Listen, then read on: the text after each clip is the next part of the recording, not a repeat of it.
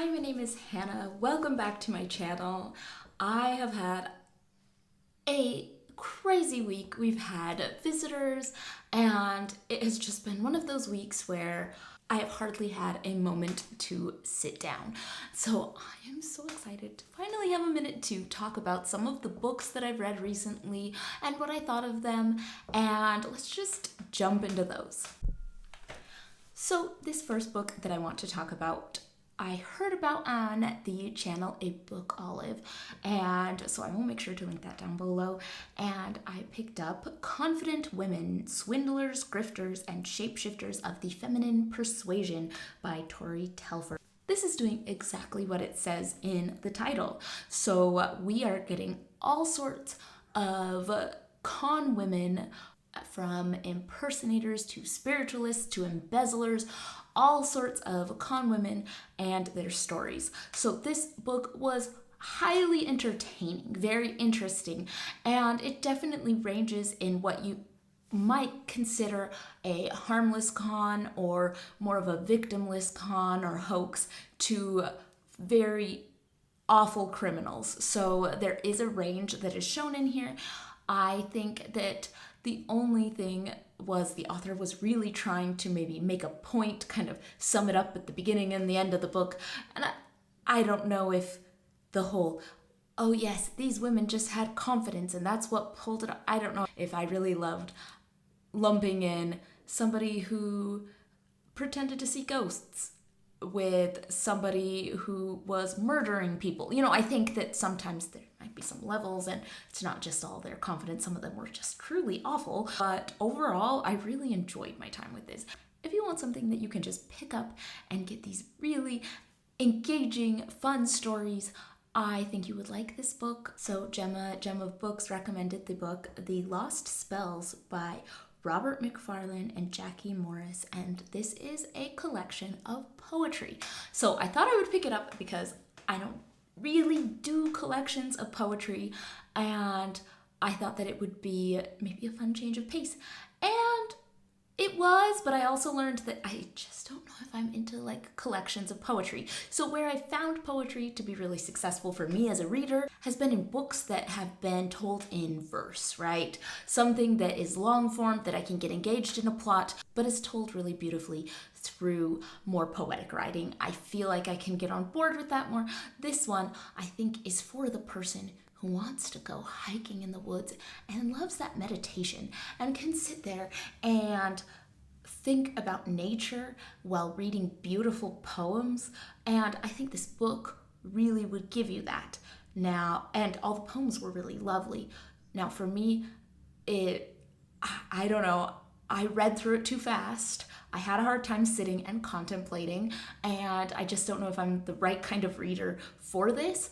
Although, for a collection of poetry, I thought it was really well done. It's a collection of nature poetry. If you like nature poetry, I think you would like this. Now, I got this next book as a recommendation from Nixreads, so I will make sure to link that channel down below. And I picked up The Haunting of Hill House by Shirley Jackson. This book was first published in 1959, and it is following some people who get together to go and investigate this house that is haunted and what happens there. And so it's a very, classic setup for a haunted house book. Now, for me, while I appreciated the atmosphere that it set up, I don't know if this was the most successful book for me. I think that at points, I was confused about what was happening, but not in a spooky, confused, oh no, what's going on, more in a, what? Wait, what was that? I don't get it, huh? Like, I don't know why. I had a hard time following everything in this, and I think that that really made the ending less impactful because I wasn't quite with it, and I wasn't quite sure if anything ever happened that I'm like, oh no, haunted house. It was more like set up a creepy environment, and then I never quite got what happened.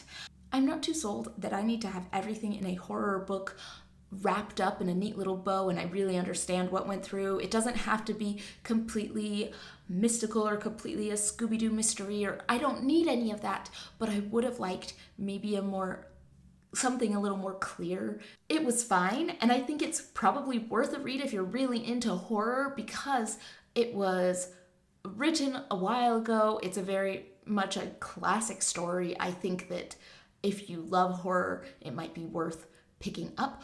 But for me, I didn't really get it. I didn't think it was super successful. And this last book was a recommendation from Scott at Gunpowder Fiction and Plot. So I will make sure to link his channel down below. And I picked up Joan by Catherine J. Chen. And I'm so glad I picked this book up. This is following the story of Joan of Arc from her humble upbringing with a father who does not care about her and treats her poorly, to her fighting great battles across France. It went through her whole story, and I thought it was just really, really well done. It did a great job at making me feel like I understood Joan. And I think that sometimes a character like her could be a difficult one to relate to, because someone who's pushing for more war when there are opportunities for peace, I usually find myself rooting for the person who is advocating for peace, right? And I think that the way that Joan was portrayed was so easy to connect to that I understood her reasons and I knew what she wanted, and I rooted for her, even if it was against maybe what I would naturally go for.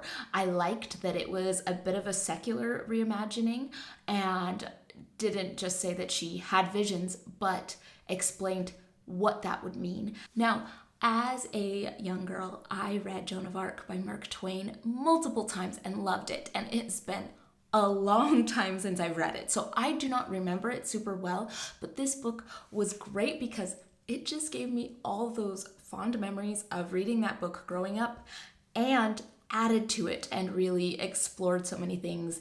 And so it made me kind of want to go back and read the Mark Twain one, but I also liked this one so much I don't want to spoil it by doing something else.